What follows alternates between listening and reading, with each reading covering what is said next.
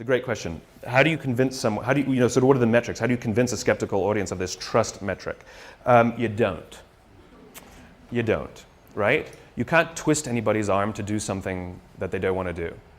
And, the law of diffusion, which I obey, as much as I can, which is you don't need the majority, you need those people who believe what you believe. In other words, when you do some nice things for people, they may not do something nice back because they may be, we live in a world in which you do something for somebody, they think you want something from them, right? That's unfortunately the society we've created.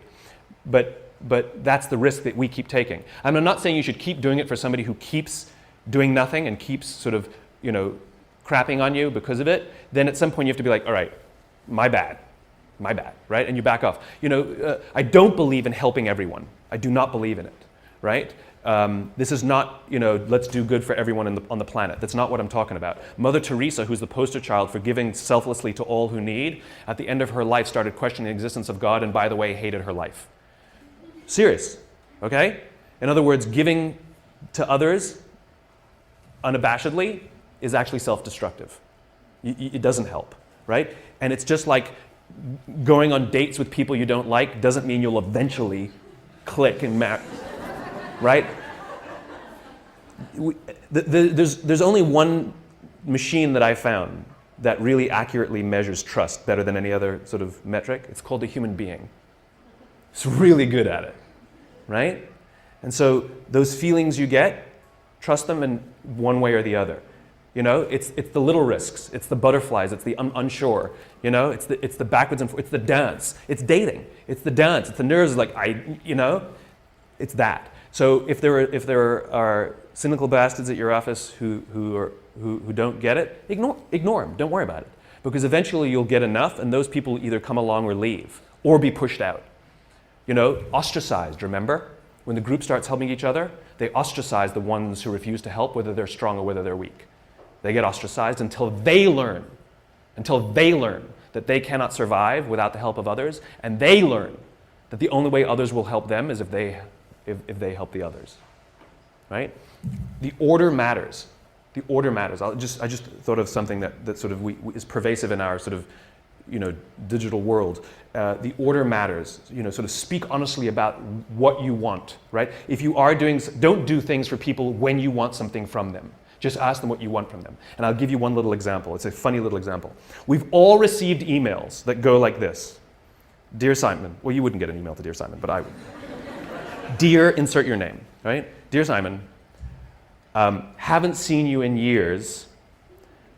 Hope you're well. Congratulations on all you've been doing. It's really amazing. We should get coffee sometime. If you could do me a favor, if you could vote for me on this website, I'm hoping to win, some $1,000 prize for my design, blah, blah, blah. Hope you're well, talk to you soon. Kenny, right? We've all received an email like that. And how do we respond to it? Right? Now, what happens if you get the same email that goes like this? Dear Simon, I'm hoping you could vote for me on this website. I'm trying to win some $1,000 prize for my design. I haven't seen you in years. I hope you're really well. Congratulations on all that you've been doing. We should get a coffee sometime. Thanks, Kenny. Totally different. In other words, when we know why you're emailing and it comes first, it has a remarkable impact. We know that all those pleasantries are just buttering us up to get to what they want, right? But if you come right out with what you want, we're actually very grateful for the pleasantries, right? It's the same thing in human interaction. Don't give someone a cup of coffee if you need a favor back. Just ask them for the favor. It builds trust. I can't trust you every time you do something nice for me. I think you want something from me. I won't trust you. And this is what companies do to us, right? Well, we did this for you. Why won't you do this for us? That's not how it works. Generosity, bending down to pick up the papers, holding the door open for someone, is expecting nothing in return, ever. You do not give. This is what happens in new business, right? New business is built on relationships. And so we build the relationship until we're comfortable to ask for the business. In other words, you were only befriending me till the point you felt that I would let down my guard and you could ask me for something. The whole time you were just waiting for that time. It doesn't work that way. If you actually want to build relationships, you build relationships without wanting anything.